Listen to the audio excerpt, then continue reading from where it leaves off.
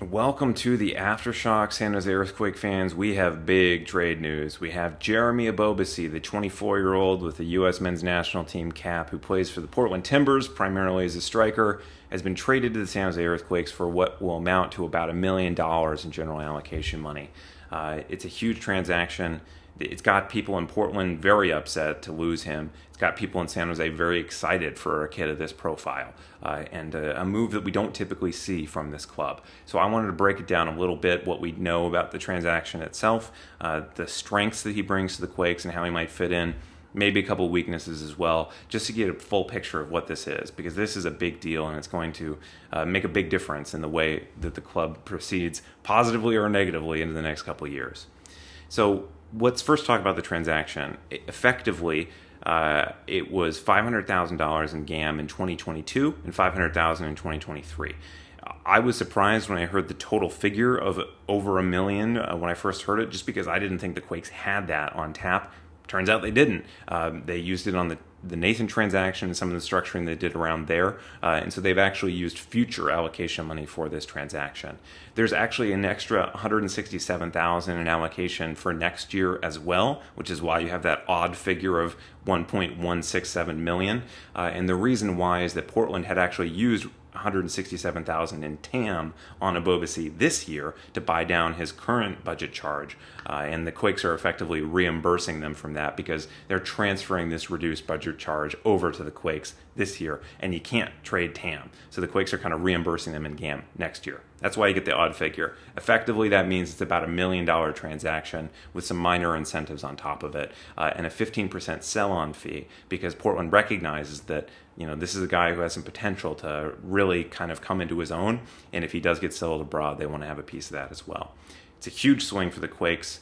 They're also taking on his $700,000 a year salary. Originally, that contract lasted through the 2022 season, but it appears that he has signed an extension as a part of the transaction with San Jose that will keep him there until 2024, protects his resale value, and gives the Quakes basically access to his entire prime.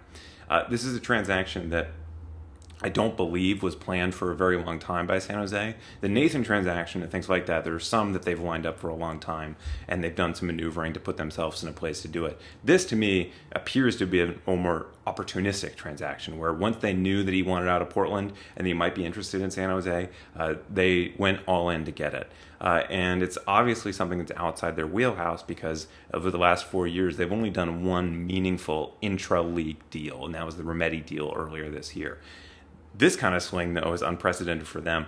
It's actually also potentially unprecedented for the league. I've looked into it, and that if that figure is fully guaranteed, as I understand it is, that's the largest guaranteed figure I've ever seen associated with a trade in MLS history. There are other trades that have incentive packages that could go, well beyond $1 million, but that level of guaranteed GAM is not something you see every day, and even in the massive trades like Darlington Nagbe and Dom Dwyer and Julian Gressel, you didn't see $1 million in guaranteed GAM. So this is a big deal. This is a big swing. They're taking on a big contract. They've done a nice job of finding a way to make it fit into the structure that they have, but it means that they're really making a big effort, and Chris Leach, in an interim capacity, is the guy who greenlit that. It's definitely him in many ways foreshadowing what he wants to do and kind of making a statement on his behalf to ownership as they make their GM decision. All right, so what kind of player are we getting here? Jeremy Ebobisse is beloved in Portland, so let's start with that. They love this kid. He's connected with and resonated with the fan base. He's a huge approval rating up there, and they were upset to see him leave. He's a leader. He's someone that was on the executive board of Black Players for Change. He was nominated for MLS Humanitarian of the Year for his work there. By all accounts, this is a guy that San Jose fans are going to love right away. But obviously, you got to know about the field impact as well if you're paying him that much money and you have that much in the allocation. And what you're getting is a stud athlete, a top drawer striker athlete. He's about 6 feet tall, pretty strong, so he can definitely hold up with the physical elements of the game. He's quick. Not necessarily a pure pace merchant, but he's very quick. And what really stands out about him as an athlete is his leaping ability. So he can give this aerial dimension. He can win these, in these attacking set pieces or from these crosses. in a way that the Quakes just have not had in recent years. They have not had guys who are attacking the ball aerially in the opposition box. Cade Cowell, he'll be the first to tell you that he's not much of a heading guy. Chris Wondolowski can't jump. Everybody, Chofis is far too short to be aerially dominant. You go through all the attacking options. These are not guys who are reliable aerial threats. Jeremy Ebobisse will bring you that. He's not just an athlete, though. He's actually a guy who has a pretty good goal-scoring record. On a per-minutes basis, he's scoring a goal more or less once every 2 games as a pro. That's really good. That's a strong return. And keep in mind, a good chunk of that was when he was playing out wide as a winger, where he's been used quite frequently in recent seasons. And Portland fans and MLS analysts who really kind of follow the league closely will all tell you that him being used a winger is not the best use of his skills and is putting him not in a position to succeed. So the fact that he thrived in that role anyway and managed that goal return is impressive. And keep in mind, he's just 24, so a lot of those seasons where he was quite young. He's played with the U.S. national team system at the youth level. He had 11 goals in 17 games with the U20s. This is a guy who can score. This is not just an athlete. So a highly athletic striker who can put the ball in the back of the net. Those guys are extremely valuable the world over.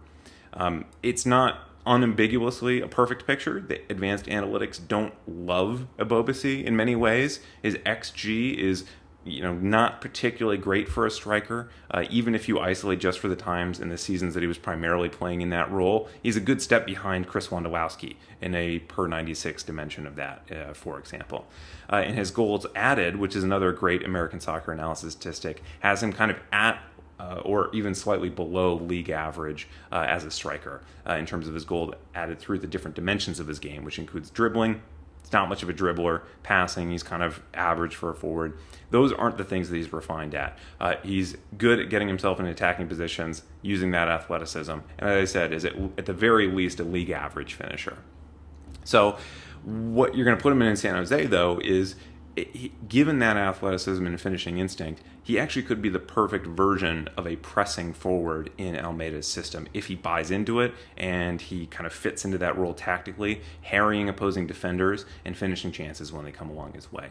And he also opens up the rest of the squad to play in roles that are more natural for them, because there aren't any natural nines on the San Jose Earthquakes besides Benji Kikanovic, who is a 21-year-old who just came up from USL and has a lot of promise, but he's not a proven commodity as a star yet.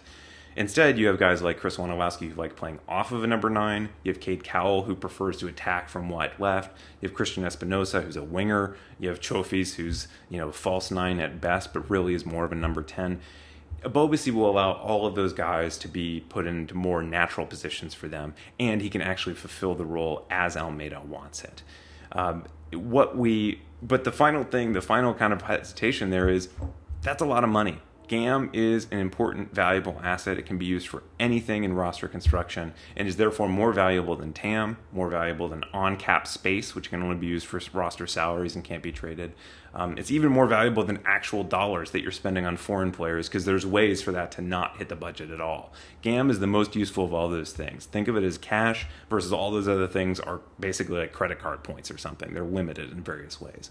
So this is a big swing, and he is not necessarily produced at a super high level yet and in MLS.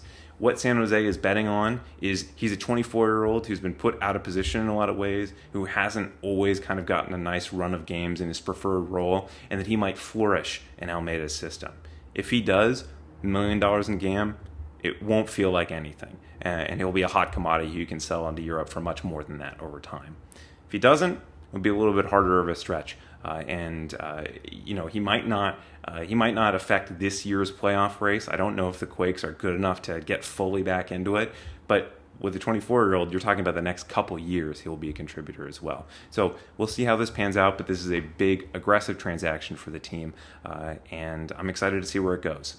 Keep following the Aftershock podcast. We have post-game shows all the time. We have Quakes Epicenter, of course, is putting out analytical stuff all the time. Subscribe to our Patreon. Subscribe on YouTube, and we'll see you on Sunday. See if Ebobisse makes his debut.